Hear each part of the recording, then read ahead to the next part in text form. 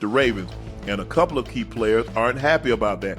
Denzel Ward said, it's definitely disrespect, but we just have to go in there and take care of business regardless of the people may think of who they've got winning or losing the game. Right. We have to go in there and try to beat the odds. They put us against the odds. We've got to go in there and try to beat it.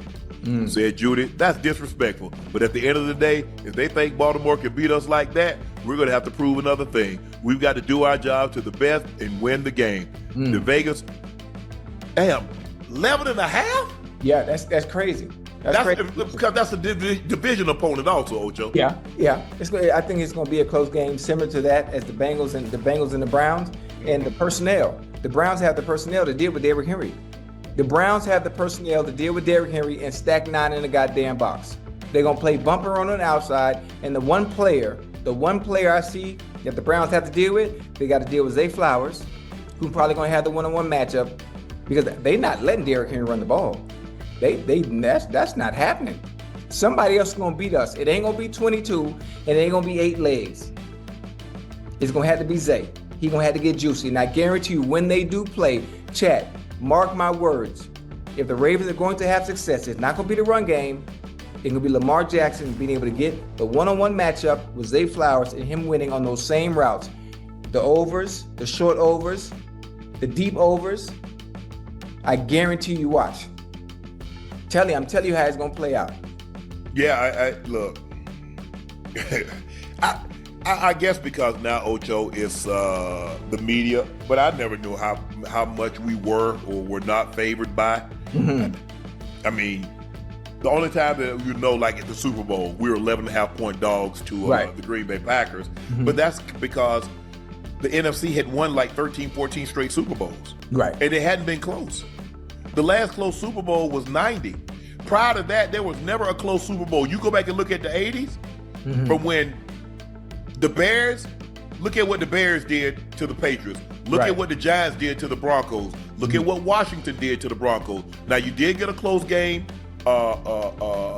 in 88 with the 49ers and your Bengals. Right. That was a 2016 game. Yeah, and then you got that. But go back and look at 89, 55-10. You got another close game, 2019. But after that, NFC just walked it. But the NFC was winning every single year. Yeah. My point was, And the Packers had just won the previous year, and they was bringing back the MVP. He and Shedeur Sanders had tied for the MVP. So I get it. But we know they wasn't better than us. No. They hadn't seen nobody run the ball like this. The 49ers have been bitten by the injury bug earlier this year. George Kittle placed on injury reserve this week between two rivals. Judy was asked by reporters, what challenges do the Ravens secondary present? Judy responded, no challenges. Absolutely none. That's what you're supposed to say. What you expect them to say? Hey, I got a question for you. And everybody, I know it's early. We just started the show. Do me a favor. Do a background check. Where in Jerry Judy from, huh? He's from the bottom. Listen, all the challenges we had, it started when we was kids. We was in junior high. Our circumstances, our upbringing. We done made it to the NFL now. Ain't no challenges. We go out there and do what we always do. We play ball, we play football. And based on what we saw from the back end of what the Ravens have to offer, it ain't no challenges. Thank you. You took the words right out of my mouth, Ocho. They did give up 394 passing yards. They gave up damn near 250 in the fourth quarter alone. So what challenges do he see? Talk to me nice. Come on now. Hey, this oxtail, this neck bone, this collard greens, mac and cheese, cornbread, sweet tea. That's what he's looking at that secondary. Hold on. Matter of fact, don't forget the dessert. Oh, yeah. What you want, banana pudding? Sweet potato pie? Man, ain't nothing. I'm going to tell you, and listen, I know the game of football. I'm not a genius. I can't predict the future. But I know one thing that the Cleveland Browns do very well is they stop the run very well. They have a phenomenal front four. So I don't see Derrick Henry, being able to do some of the things that he's done on most teams because the personnel, the Cleveland Browns are built to stop the run. Jerry Judy gonna have a day, huh? He should. The Ravens allowed 244 yards passing last season. That was second worst in the NFL. Come on now. Well, they're dead last right now this season. So they kind of picked up where they left off. Yes, sir. Now, I heard Kyle Hamilton say, we talked about this. I heard Marlon Humphrey said, our mentality is not where it needs to be. So Jerry Jeudy's looking like, what challenges? Did y'all see this Sunday night?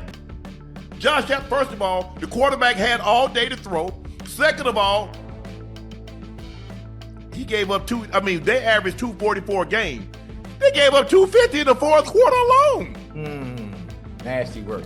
So I don't know why. Look, we think the Baltimore Ravens is only one game. Right. But their pass defense leaves a lot to be desired. This notion that you cannot throw the ball on them is just not true. No. Y'all might be talking about the Ravens offense. Now, if that was if you'd have asked Myles Garrett or you'd have asked Denzel Ward, what problems do that offense pose, they might have a different response. Right. Because you got to deal with Lamar Jackson, you got to deal with Derrick Henry, and you got Zay Flowers. Okay, that's a whole different issue. But defensively, the Baltimore, that's not the 2000 Ravens. That's not Rod Wilson. That's not Ray Lewis. That's not Saragusa, rest his soul. That's not Big Sam, Rob Burnett, Peter Bowyer. That's not Mike McQuarrie. That's not them. Matter of fact, they haven't been there for a while. Their identity is not even on the defensive side of the ball anymore. Now they have some good players. Yes. Players that make really good plays at times, but the identity for the Baltimore Ravens is now shifted to the offense. Correct. That running back, that quarterback, that special quarterback that they do have. Yes. And Jerry Jeudy said exactly what he's supposed to say. What you want him to say? Oh, yes, they pose a challenge. No, absolutely not. He's not a quarterback. Jerry Jeudy is not a quarterback. He's not going to say all the right things. He's not going to be politically correct when you ask him a specific question about a position on his opponent the next upcoming Sunday. That's not what he does. Come on now. I would like to say, but y'all want me to lie and send my soul to hell? For something as trivial as that, I will go to hell because I lied and said, oh yeah, they pose a problem. They can get after your quarterback. Man, Josh Allen, he done called his wife on the phone and say, hey babe, I'm gonna be running a little late, so go ahead and give me some of that General Joe chicken, some of that Moo Moo Gao pan, and that shrimp fried rice. Get that for me. I'll be home. Babe, I thought you was at the game. Yeah, babe, I'm just back here chilling. They ain't even close to me yet. Yeah, come on now. Look, we think the Ravens, Ocho, when it's all said and done, they're going to be one of the teams in the AFC. Yeah. We believe they'll be one of the teams that makes the playoffs. Absolutely. But you ask him a question after he just watched the team come back with almost 4 minutes left, down by 15. They didn't come back down by 15 with under 4 minutes to go, running the football. Yeah. The team threw it. Yeah. So Hold on. How many points they scored in 4 minutes? They scored 6. They was down 15. So they scored 22 points in the second quarter, in the fourth quarter alone. Yeah. And hold on. They scored 28 in the second half. Hold on. Did they do that by running the ball or throwing the ball? They did it by throwing it. Okay. To make sure we get this right, how many yards did Josh Allen throw for in the fourth quarter? He threw for more than 200. Now they gave up 244 per game, which was second worst in the NFL. Yeah. That's what we know. That is not conjecture. That's not innuendo. That's not speculation. That is factual information. And then people will argue. Well, they were playing the Bills. They're not playing the Bills this week. They gave up an average of 244.1 last year. Every game they played wasn't the Bills. Exactly. There we go. Case closed. I wish I had a gavel real quick though. and if that was the case, Kyle Hamilton wouldn't have said, we talked about this all offseason. We talked about that coming into the season. What are you talking about? Being able to get off the field, being able to stop the pass. Right. That's what you talked about. Marlon Humphrey talked about the mentality. So I see people in the chat talk about some. I know you ain't talking about the Raven defense when the Bengals defense. Sorry. 251. We'll address that at an appropriate time. Right now, we deal with you. See, I don't go to a cancer convention and talk about what about diabetes. When I go to that diabetes convention, I'll talk about diabetes. Right now, we had the American Cancer Society. So I'm gonna deal with the cancers. I'm gonna deal with prostate and bladder and all those other types of cancer. Come on, chat. Y'all know how we do. We're fair with this, even though a lot of times you don't like what Ocho and I might have to say. We try to be as fair as possible. Y'all know the Ravens defense isn't very good. You know it. But again, I'm giving every team grace. I'm giving every team grace because it's week 1. As the season goes on, as the season progresses, teams gel a little bit. The chemistry in which they play, yes, the unity, the cohesiveness of defenses, it will get better, as well as offenses. So listen, I'm basing everything, what you're saying, Jerry Jeudy in his comments saying that he had no challenge is based on what he saw last week. That's it. The proof is in the pudding also based on what the Ravens gave up defensively last year. That's correct. Fair. Correct. That is correct. That is correct.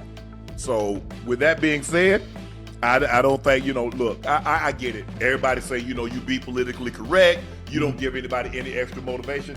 So let me get this straight. If I don't say anything, they're going to forfeit the game and give us the win? No. So whether I say a little or a lot, we still got a damn play.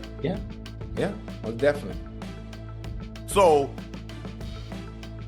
Jerry Jeudy, now he just goes out there, does what he does, but they need to generate more pressure than what they generated on Josh Allen. Now it's different, maybe because you're scared because if you run past Josh Allen, he gonna jump out the window. He gone at the back door. Yeah, you're not worried about that with Joe Flacco. So there's a good chance they'll probably bring more pressure on Flacco than they would with Josh Allen because you don't want to run the risk of Josh Allen, putting on his high stepping shoes and getting up out of there on you. Yes, sir. So I think that's more, they pose two different types of situations. It's the same way with Lamar.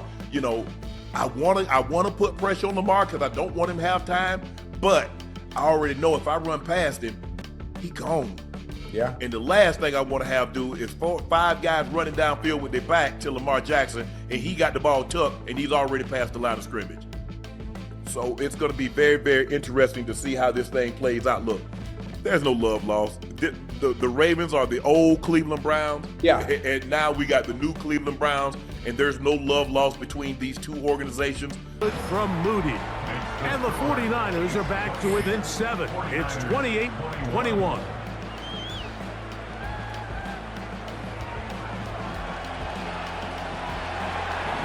So, following that touchdown, Moody is back out to kick it off.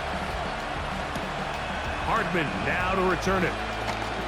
Now an opening past the 30. Good return here. Brings it up to the 33-yard line. It's easy to make your quarterback look good when you can just get open as easily as he has in this game so far. I mean, he had the big first half, remember. But here in the second half, he just continues to add to these numbers here in the third quarter.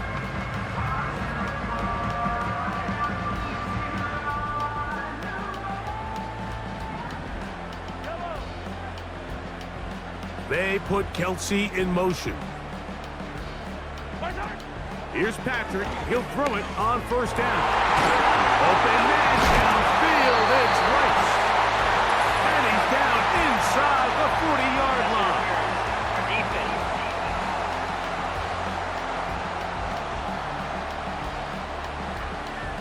Automatic first down.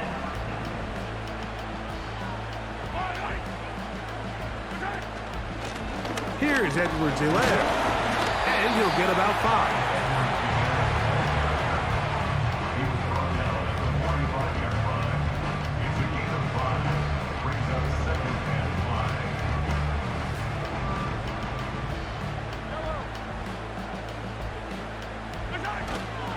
Off the play fake, here's Mahomes. That's over the middle and intercepted. That's the linebacker, Fred Warner. Mike, I like the mindset of this offensive coordinator. He's saying, listen, I'm not looking to preserve this lead. I'm looking to extend my lead. Now, that aggressive play calling in this case led to the turnover. Now your defense has to take the field. Can they bail you out and keep this lead unchanged prior to their next possession? Brock Purdy and the NFC champs back out to begin this next drive. And we show you some of the highlights, and there have been plenty to choose from. 3 touchdown passes and some other big-time throws as well. Certainly dialed in and on top of his game right throughout this one. 1st and 10 now from the 36.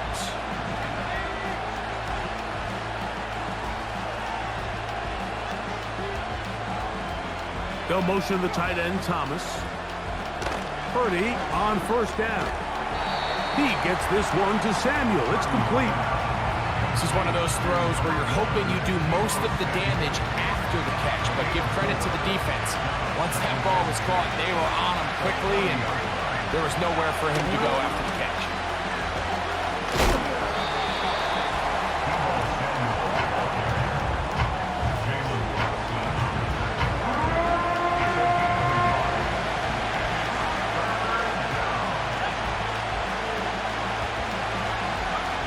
Third down, Purdy. They'll be forced to just throw that one away. It's incomplete. For the most part, he's been very accurate with the ball, and he's completing over 60% of his passes, but because they haven't been able to get any big explosive plays, continue to push the ball downfield, hasn't really translated on the scoreboard